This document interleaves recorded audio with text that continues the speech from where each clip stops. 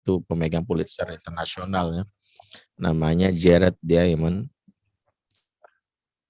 Jadi Jared Diamond ini profesor asal University California, kalau tidak salah, pernah memprediksi kalimat sebuah kata yang mungkin cukup menghebohkan saat itu, ketika dia bilang Indonesia itu salah satu negara yang akan hancur, akan hilang dari peradaban internasional itu. Jadi Indonesia dianggap sebagai satu dari negara yang akan hilang dari peradaban internasional. Nah, salah satu hal yang beliau soroti, kenapa Indonesia dianggap satu dari negara yang hilang dari peradaban internasional, karena ada 3 ciri atau 3 tanda yang bisa menunjukkan peradaban itu akan rusak ya. Yang pertama adalah peradaban itu akan rusak, yaitu hancurnya keluarga. Yang kedua, hancurnya pendidikan. Yang ketiga, hancurnya peran the significant person atau yang kita kenal saat ini ulama. Hancurnya keluarga, hancurnya pendidikan, dan hancurnya peran ulama itu adalah salah satu indikator yang dianggap sebagai hancurnya peradaban sebuah bangsa.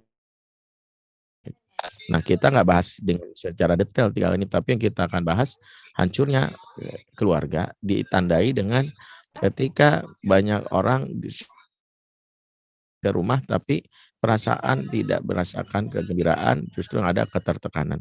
Betapa banyak yang menganggap dalam hal ini ya istri-istri ya merasa bahwa dalam hal ini ya merasa diabaikan ya, dan itu sesuatu yang menjadi keresahan jiwa. Nah, tadi sudah kita bahas ketika jiwa atau kebutuhan dasar ini tidak terpenuhi, maka yang muncul adalah rentan hadirnya pihak ketiga. Karena pihak ketiga yang kita tahu itu sangat ya dalam hal ini mudah menangkap ya momen ketika misalnya anak-anak ya istri-istri yang terabaikan itu akhirnya kita lihat mereka masuk, hadirnya seperti predator seksual, pengedar narkoba ya, itu kepada anak-anak yang tidak mendapatkan kebutuhan dasar di rumah, khususnya kebutuhan akan eh, kegembiraan gitu ya, kebutuhan akan yang namanya perhatian. Ya, saya ingat ketika salah satu guru saya yaitu Ayah Irwarinadi menceritakan pengalamannya menangani seorang anak di Jogja ya. Jadi seorang anak SMA ketangkap gara-gara mengedar narkoba, anak SMA. Waktu itu ditangkap oleh BNP, Badan Narkotika Provinsi di Yogyakarta. Saat ditangkap itu dilakukanlah interview atau interogasi lah. Ternyata dapat fakta bahwa anak ini anak orang kaya. Jadi bapaknya seorang pengusaha ya. Dan yang kedua, setelah dilakukan tes urin, anak ini ternyata ya bersih, clean, ya negatif alias tidak makai. Dua fakta ini sungguh mengherankan bagi sebagian para penyidik ya, khususnya dari Badan Narkotika.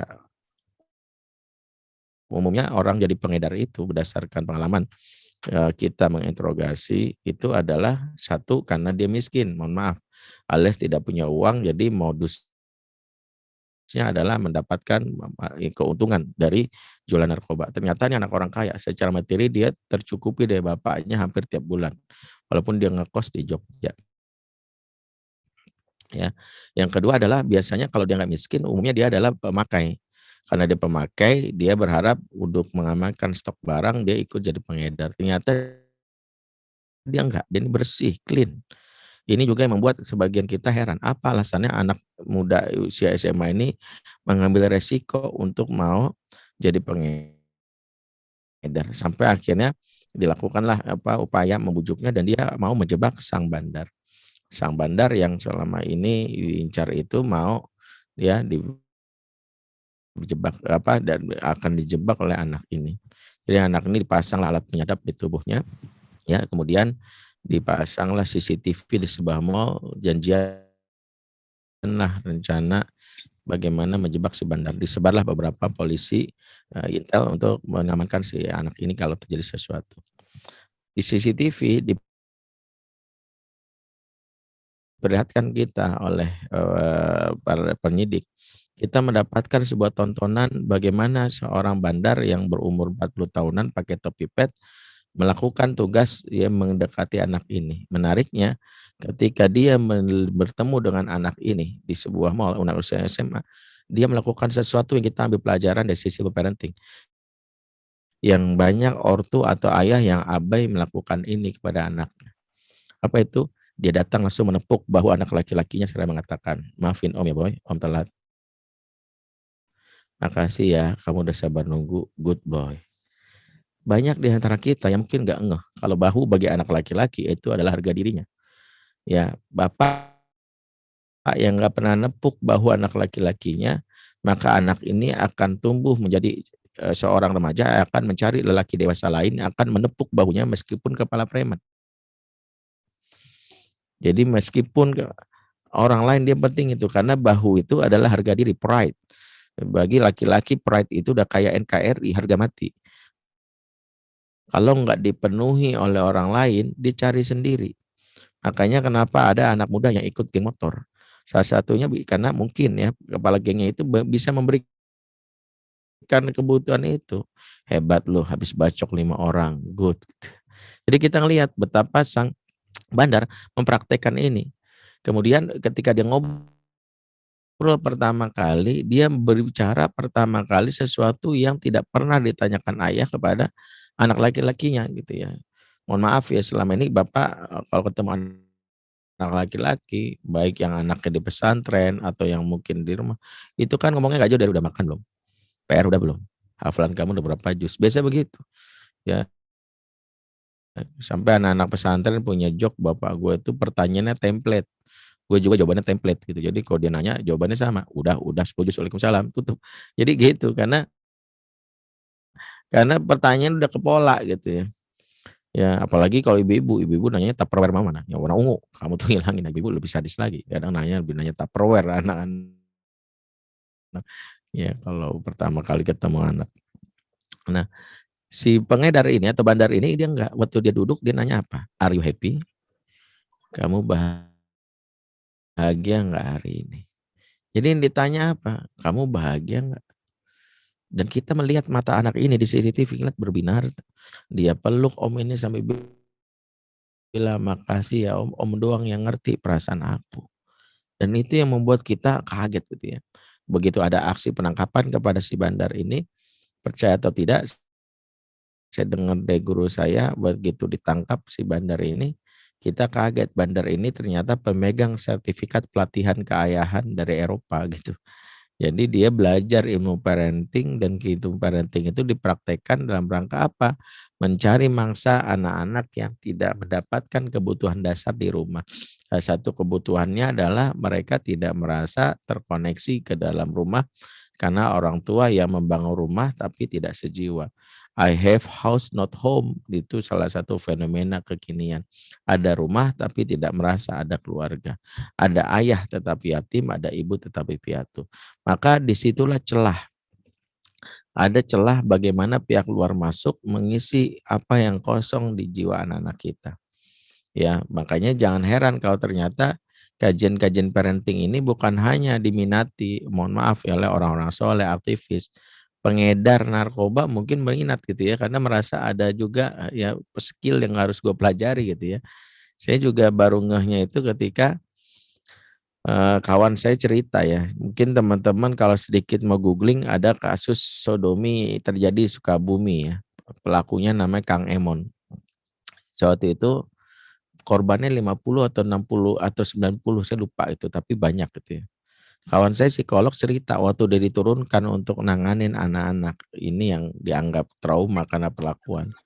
Itu anak-anak yang korban ini diwawancarai gitu. Menurut kamu Kang Emon gimana? Yang bikin kita syok ketika anak-anak jawab, "Kang Emon baik. Kang Emon itu kenapa sih ditangkap? Dia kan, ini, kita cuman digituin doang, kita maafin kok, tapi dia selama ini baik," gitu. Kan kita bingung, sebagian para psikolog bertanya agak sedikit kontra ketika ya seorang korban membela pelaku dengan alasan baik. Salah satunya mungkin kita menggali lebih dalam, ada hal-hal yang dirasa anak ini yang tidak mereka dapat dari orang tua. Di antaranya yaitu kebersamaan, kepedulian, bahkan ada kebutuhan dasar yang tidak dapat di rumah yang mereka penuhi oleh Kang Emon itu. Apa? Senyum dan tawa. Ya salah satu yang kita hilang di dalam rumah itu ketika nggak ada lagi senyum dan tawa. Senyum dan tawa itu pada kebutuhan dasar manusia, apalagi anak-anak remaja. Kalau nggak dapat di rumahnya mereka cari. Salah satu yang kami kaget ketika dia bercerita, salah satu cara Kang Emon melakukan pelecehan itu adalah dengan bermain. Ya percaya atau tidak teman-teman, jadi sampai saya dikasih tahu tuh kalau cara Kang Emon melecehkan itu adalah main sweet kancing. Salah satunya teman-teman tahu kan namanya gunting ketemu batu kalah ya, batu ketemu kertas kalah, kertas ketemu gunting kalah. Permainan ini menarik tapi diselingi dengan main kancing. Maksudnya gimana? Kang Emon nawarin, "Ayo siapa yang main sweet sama Akang, yang kalah buka kancingnya." Akang juga, ya, "Aduh Akang kalah buka." Dan kita tahu ujung-ujungnya main buka kancing, baju dibuka, bahkan resleting dibuka. Dan mereka tanpa sadar dianggap itu lucu-lucuan aja. Tapi mereka mengalami kondisi yang lama-lama ya mengalami pelecehan dan itu dilakukan. Nah, ini salah satu yang kita rasakan. Ada ruang kosong yang dimiliki oleh anak-anak yang ternyata itu dimanfaatkan oleh pihak luar karena kondisi rumah tak sejiwa. Di pasangan juga begitu, ya. Perselingkuhan-perselingkuhan yang terjadi yang sekarang justru seolah-olah menjadi tren, entah ini fakta apa yang terjadi. Saya sebelum pandemi itu ya, banyak menerima curhatan atau konsultasi via WA ya. Ya sekarang pun masih ya. Yang menarik itu beberapa waktu belakangan konsultasi yang kami terima itu bukan lagi tentang pengasuhan. Dulu saya dikenal sebagai, konsultan dari sisi pengasuhan anak lebih banyak, tapi sekarang hampir 70% kasus yang diangkat di konsultasi-konsultasi kami itu berhubungan dengan konflik rumah tangga, di antaranya perselingkuhan. Seorang istri mengadukan suaminya atau suami menceritakan istrinya ternyata ke-gap balik sama mantan. Dan itu ternyata lagi-lagi karena kita melihat selain faktor internal yang rapuh, ya faktor eksternal memiliki daya tarik yang membuat mereka akhirnya ya tergoda untuk melakukan hal-hal yang diharamkan. Nah, inilah salah satu yang tanpa sadar kita alami. Kita ditantang dalam waktu belakangan ini dengan kejadian yang kita rasakan, yaitu ketika kondisi betapa rapuhnya keluarga ketika pihak luar memandang celah ini. Sehingga kalau keluarga ini dibiarkan terus-terusan, lama-lama ya yang terjadi keluarga ini ujungnya karam alias cerai. Kalaupun tidak cerai, keluarga ini keluarga yang merasakan apa yang disebutkan dalam Al-Quran. La yamutu fiha wa la yahya, hidup segan mati tak mau. Itu keluarga yang mau cerai kadung malu, mau bertahan tapi tersiksa, ini juga dialami ya. Sehingga akhirnya menjalani hidup dengan penuh ketertekanan. Dan ini sesuatu yang tentu tidak sehat baik secara mental maupun secara fisik. Nah, ini yang harus kita pahami kondisi seperti ini. Bagaimana kalau ini terjadi, Ustadz? Kita baru memahami bahwa bisa jadi itulah saya dan pasangan saya. Ya, bisa jadi bermulanya bukan dari melihat dulu sekedar anak, karena akar dari, masalah sebelum terjadinya anak-anak yang berjarak dan ortunya biasanya juga pasangan ayah dan ibu yang berjarak. Problem-problem pengasuhan itu juga kita lihat dari aspek antara ibu atau bapak dan anak yang tidak maaf, bapak dan ibu yang tidak harmonis. Ya, sehingga ketika pasangan merasakan kegelisahan tanpa sadar itu memberi pengaruh kepada pengasuhan anak-anak. Anak-anak itu tidak nyaman dengan kondisi rumah tangga ayah dan ibu yang selalu konflik, baik konflik yang secara frontal, baik konflik atau dingin atau konflik yang secara dingin ya alias tidak tegur atau tidak muncul kemesraan. Maka rumah yang menjadi tempat yang nyaman menjadi hilang dan ujung-ujungnya akhirnya banyak di antara anggota keluarga itu yang mencari jalan selamat. Nah, inilah yang Mereka pilih dengan cara ya mencari pihak luar yang memenuhi kebutuhan mereka. Kesimpulannya mungkin karena waktunya juga, teman-teman, bagaimana jika ini sudah terjadi, maka mulailah dari hubungan suami dan istri yang kita harus perkokoh kembali. Berkaitan dengan hal ini kita harus mulai duduk bersama lagi. Pertama, mungkin kalau kesadaran ini kita miliki, esensi pertama adalah mengembalikan ruh rumah ini menjadi suasana yang disebut al-ma'wa atau al-maskan, yaitu tempat yang menyenangkan, di antaranya bagaimana kita meluangkan waktu untuk banyak ngobrol, ya, termasuk ya menghentikan sesaat ya hal-hal yang merusak hubungan kita. Betapa yang suami dan istri wajib intens melakukan apa yang disebut couple time. Couple time selama ini dimaknai sekedar, mohon maaf ya, hubungan diranjang ketika suami melampiaskan syahwatnya. Tidak semata-mata itu. Ada yang lebih esensi yang justru menjadi kebutuhan dasar istri yang memberikan pengaruh kepada kebahagiaan di dalam rumah. Itu ketika wanita merasakan adanya cinta dan perhatian, adanya obrolan yang dipenuhi.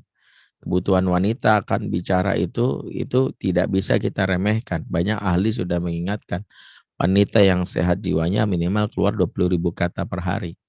Itu dianggap sebagai kebutuhan dasar wanita.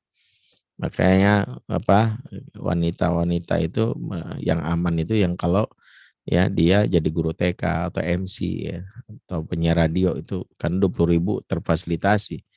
Ya, kalau di kesempatan sesi kajian ini ada perempuan, harusnya dia jadi MC kan gitu, karena MC butuh bicara banyak gitu ya. Kalau karena ini mungkin orang teknik jarang kita dapati, karena wanita memang butuh bicara. Makanya jangan menganggap bahwa istri saya pendiam. Saya dari dulu selalu katakan, saya nggak percaya ada wanita pendiam. Sejatinya tidak ada wanita pendiam, yang ada adalah wanita yang terluka hatinya. Jadi kalau istri udah diam itu terluka itu. Jadi jangan GR. Pertanyaan kita direspon dengan singkat, ada problem itu. Kamu udah makan belum? Udah. Makan apa? Ayam. Ayam apa? Goreng. Nah itu kalau udah jawabannya satu itu ada problem. Kita tahu, oh gitu. Karena wanita yang sehat itu ditanya satu, jawabannya 1000.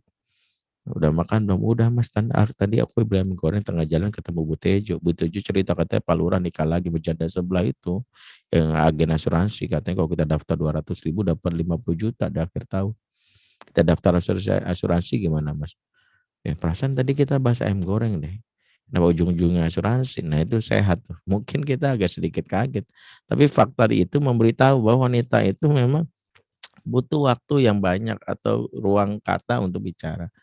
Nah, satu hal kita fasilitasilah itu lewat kebutuhan dasar ini. Jadi kalau di rumah itu kita tidak berikan waktu untuk ngobrol, maka keresahan-keresahan jiwa yang didapatkan oleh wanita ini itu yang membuat dia gagal untuk menjalin koneksi dengan kita. Itulah yang membuat melampiaskan lewat sosial media. Banyak diantaranya yang tanpa sadar terjebak dalam hubungan yang terlarang, ya, CLBK, yang cinta lama belum kelar, itu yang sering dibahas, itu sering kerap terjadi. Kadang CLBK itu adalah yang berat, itu beberapa para psikolog menyebutkan CLBK itu terjadi karena adanya emosi yang mengendap. Apa itu? Karena memori akan kenangan bersama mantan yang dulu dilalui entah waktu kuliah, itu akan tersimpan lewat zat yang meletus yang namanya oksitosin. Oksitosin kan tercetus atau muncul adalah atas pengalaman yang menyenangkan. Ketika kita dulu pernah punya hubungan seorang dan kita merasakan kesenangan, pernah jalan bareng, pernah makan bareng, ya. Kemudian pengalaman itu akan menimbulkan oksitosin yang akan direkam di dalam memori alam bawah sadar kita. Pada saat ya dia berumah tangga dan tiba-tiba misalnya dia resah dengan suaminya atau dengan istrinya, maka kesenangan terhadap sosial media itu memberi pengaruh. Ketika dia iseng-iseng stalking akun mantannya, dirasa mantannya kok rasanya kok nggak lagi bersama dengan suaminya atau pasangannya, kita melihat ada peluang di situ, tiba-tiba ada memori. Apalagi kalau tiba-tiba si mantan nyapa kita. Nah, akhirnya rusaklah pondasinya. Kalau kata para peribahasa, gara-gara high titik rusak move on sebelanga kan gitu ya. Gara-gara disapa sekali doang langsung terbayang pengalaman di masa-masa awal menjalin hubungan dengannya. Kan kadang-kadang begitu. Maka kadang inilah salah satu yang membuat akhirnya setan main. Tutuplah celah bagaimana kebutuhan dasar yang dilampiaskan di luar itu dengan kebutuhan dasar yang dipenuhi dalam keluarga. Seorang suami harus tahu kebutuhan dasar dari istri dan istri harus tahu kebutuhan dasar dari suami. Kalau masing-masing menyadari ini, maka koneksi antar hubungan itu bisa membuat bagaimana kenyamanan itu memberikan pengaruh kepada anak-anak yang betah. Jadi koneksi itu dimulai dari ayah dan bundanya. Sebab ayah dan bunda yang menyimpan problem atau masalah itu memberi pengaruh juga kepada hubungan antara dengan anak. Anak-anak nggak pernah betah. Apalagi ibu-ibu yang mungkin menyimpan amarah karena tidak terfasilitasi. Waktu suami itu lebih banyak di kantor, nggak ada ruang bicara. Kemarahan-kemarahan ini tanpa sadar dilampiaskan ke anak. Sehingga inilah kenapa happy-nya bagaimana emosi seorang ibu mempengaruhi jiwa anak-anaknya. Allah mengibaratkannya dalam surat Al-A'raf ayat 58. Wal baladu thayyibu yakhruju nabatuhu biizni rabbih, dan tanah yang baik akan keluar darinya tanaman-tanaman yang baik. Jadi tanah yang baik kata Allah akan keluar tanaman yang baik. Siapa atau apa yang dimaksud tanah di sini? Tanah dimaksud dalam ini diantaranya adalah ibu. Karena ibu diibaratkan tanah. Kenapa bisa? Karena dalam ayat lain memang ibu diibaratkan tanah seperti dalam surah Al-Baqarah ayat 223, Nisa ukum harful lakum, istri-istrimu ibarat tanah ladang tempat bercocok tanam. Jadi bercocok tanam. Jadi wanita sebut tanah. Kalau dalam kondisi tanahnya baik keluar tanaman yang baik. Kalau tanahnya buruk keluar tanaman yang buruk. Demikianlah apa yang menjadi isyarat betapa ketika kondisi batin itu tidak terpenuhi muncullah amarah, dan itu membuat pengasuh menjadi rusak ya. Itulah kaidahnya kenapa happy mom, happy children, happy wife, happy life. Dan itu yang mungkin menjadi PR para suami. Bagaimana menjalin hubungan kemesraan dengan pasangan menjadi salah satu yang kita alami. Harusnya kita sudah sadar. Sesibuk-sibuknya kita harus membuka ruang minimal ada kebutuhan batin yang harus dipenuhi. Apalagi teknologi saat ini memfasilitasi. Kalau di rumah saja kita tidak bisa memfasilitasi untuk ngobrol, bagaimana kalau kita sering-sering di luar atas tugas belajar atau tugas kerja yang jauh daerah itu. Inilah yang membuat bagaimana kehidupan rumah tangga menjadi buyar atau suram karena kebutuhan batin. Lagi-lagi fenomena ini mengingatkan kita agar jangan meremehkan bagaimana membangun rumah tangga dengan konsep kesejiwaan. Ada hati yang harus dipenuhi, ada batin yang harus dikenyangkan. Ketika batin tidak dikenyangkan, hati terabaikan, itu adalah siksaan dan neraka yang paling dekat dialami oleh manusia itu ketika menjalani rumah tangga yang tidak bahagia. Itulah neraka yang paling dekat yang menjadikan mereka sudah mendapatkan siksaan batin sebelum mendapatkan apa yang di akhirat yang menjadi siksaan paling sakit dialami. Karena itu mulailah kita mencoba mengkondisikan. Tidak akan pernah hidup kita tenang kalau kita sendiri sukses di karir, sukses di pekerjaan, tapi gagal dalam rumah tangga. Karena sejatinya itu adalah menunjukkan betapa kita menjadi pribadi yang rapuh dan gagal.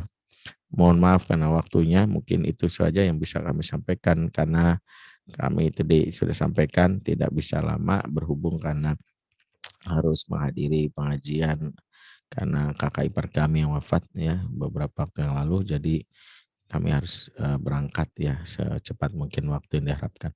Itu saja Akin Ahmad Iskandar, kami silakan mungkin ada diskusi minta jawab. Aku lupa lihat fastaghfirullahaladzim. Wassalamualaikum warahmatullahi wabarakatuh. Waalaikumsalam warahmatullahi wabarakatuh. Ustadz, kita berikan waktu ini ya, satu orang penanya, Tat ya. Nanti kita bisa akhiri sebelum jam 5 Boleh. sesuai dengan komitmen.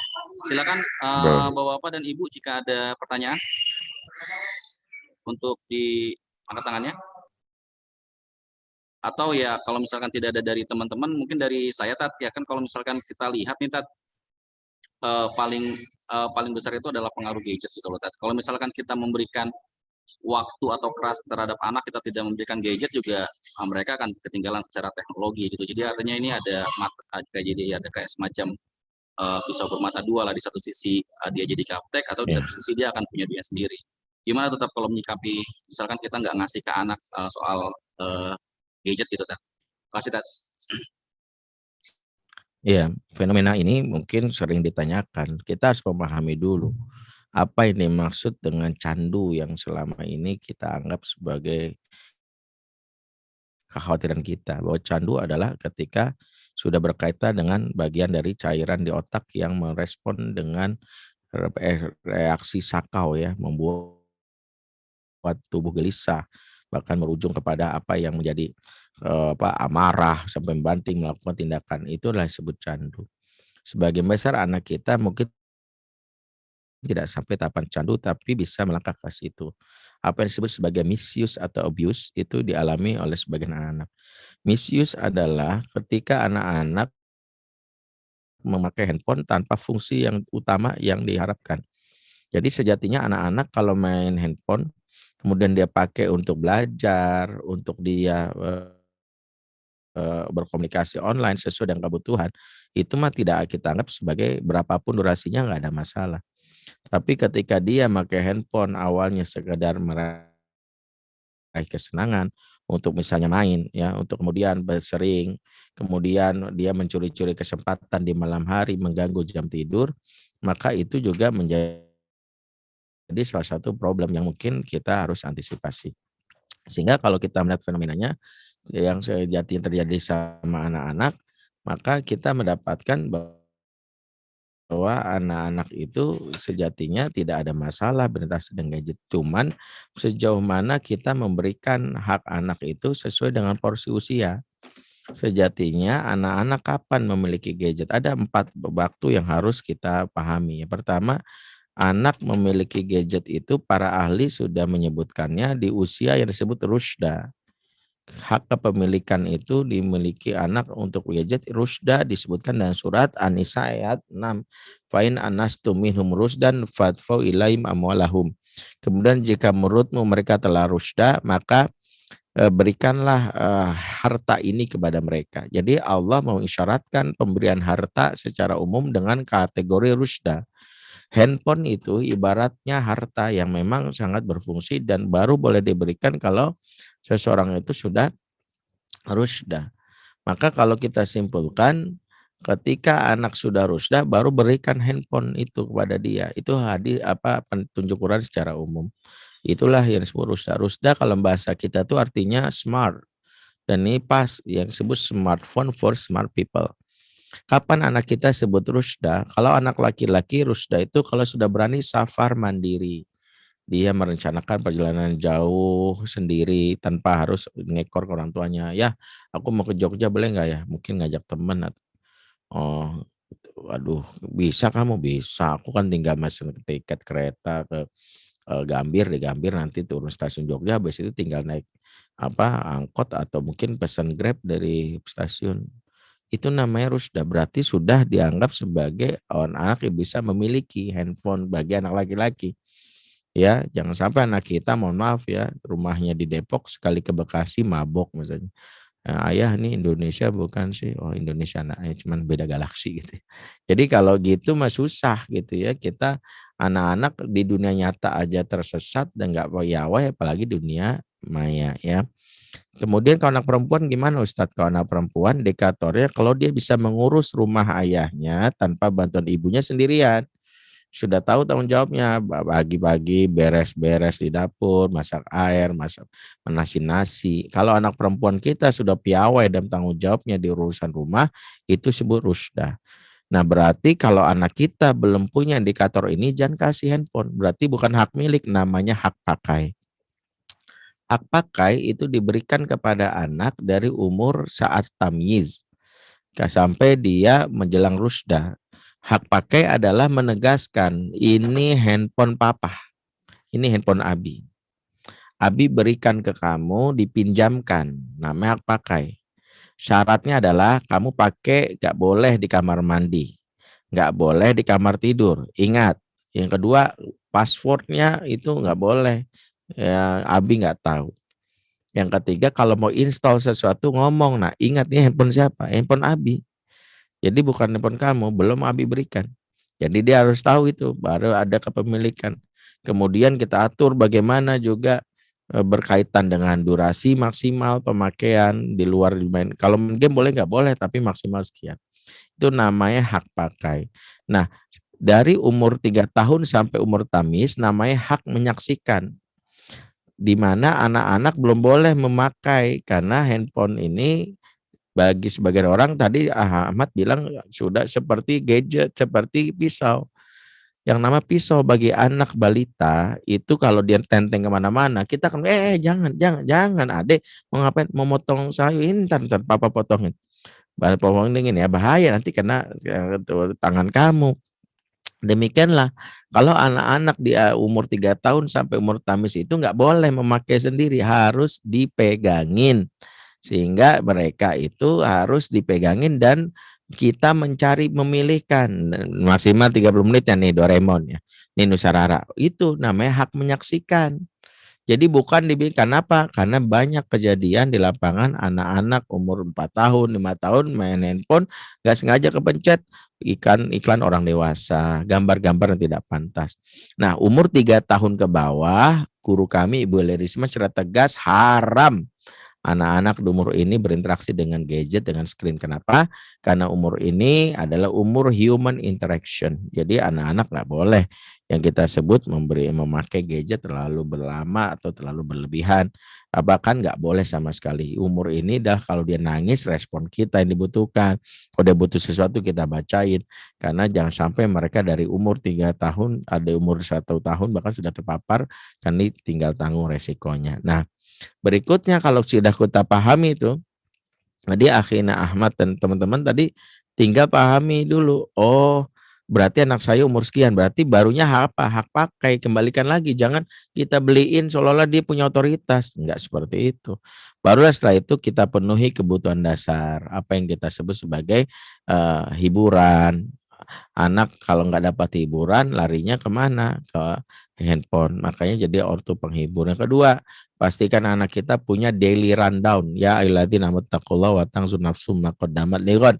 Orang-orang beriman bertakwa kepada Allah dan hendaklah setiap diri memperhatikan besok mau ngapain. Maksudnya apa? Bahwa setiap diri harus memperhatikan apa lakukannya esok hari. Maksudnya adalah kita kalau anak-anak nggak punya jadwal atau besok mau ngapain, sangat rentan anak-anak mengalami misuse ya. Dek, agenda kamu besok apa? Tahu. Aku kan libur. Anak-anak yang tidak tahu besok mau ngapain kemungkinannya 5. 1 tidur lagi, 2 main gadget, 3 nonton TV, 4 makan yang banyak, 5 ngisengin orang. Jadi budaya ngeprank itu salah satu yang terjadi. Mohon maaf, mungkin itu yang bisa saya sampaikan. Iya, oke, terima kasih. Ini pertanyaan cepat aja, Ustadz Henry. Ini ada pertanyaan dari Bang Askar, mungkin bisa dijawab dengan cepat, 10 detik mungkin, Pak. Nah, ini Ustadz, kalau anak laki-laki itu ditepuk bahunya, kalau anak perempuan itu bikin bangganya seperti apa, Ustadz? Terakhir, Ustadz. Diusap diusap punggungnya dan diberikan kata-kata karena wanita itu makhluk auditori. Oke. Jadi kalau perempuan itu usap punggung sampai bilang, ih cantiknya anak ayah. Karena wanita dia paling senang diperhatikan. Oke. Iya, terima kasih Ustadz Bendri atas tausiah atau materi dan jawabannya cukup memberikan banyak sekali masukan ya. Tadi ada pertanyaan juga dari Bang Askar, terus kemudian dari Rika ini junior saya. Mohon maaf Rika, ini belum bisa kita sampaikan karena tadi sudah ada komitmen dengan Ustadz dan juga dengan teman-teman semua bahwa kita akan berakhir di jam 17.00 hari ini. Sudah jam 17.00 ya, karena ada sesuatu Ustadz Bendri harus menghadiri acara yang lain. Ya, saya langsung tutup aja ya, Ustadz Bendri dan juga teman-teman semua. Sekali lagi saya ucapkan terima kasih atas kehadiran dan atau peluangan waktunya yang diberikan oleh Ustadz Bendri untuk menghadiri atau mengisi kajian materi di pengajian rutin alumni metalurgi UI. Ustadz, terima kasih banyak. Juga terima kasih kepada teman-teman pengurus yang sudah memfasilitasi pengajian ini. Juga Terima kasih kepada teman-teman semua, rekan-rekan alumni yang sudah meluangkan waktu di hari Minggu ini juga untuk menghadiri kajian rutin Ilumet ini. Semoga pengajian ini bisa terus bisa eksis ya, dan memberikan sesuatu tambahan nilai kepada kita semua. Dari mulai kemarin kita belajar soal yatim, terus kemudian anak yatim, terus kemudian sekarang kita soal parenting. Ya, ini waktunya juga sudah 1 menit. Ini menjadi bahan evaluasi juga bagi kita panitia. Untuk kedepannya kita akan memberikan lagi sesuatu yang lebih lebih baik lagi lah, lebih robust lagi kepada teman-teman semua. Oke, terima kasih Bapak dan Ibu-ibu semua atas kehadirannya. Mohon maaf jika ada sesuatu yang kurang berkenan atau kurang begitu secara operasional kurang begitu baik. Sekali lagi terlebih khusus kepada Ustadz Benri, kepada ada di sini ada Prof. Joni ya, dan juga teman-teman semua. Terima kasih banyak. Mohon maaf jika ada salah-salah kata juga dari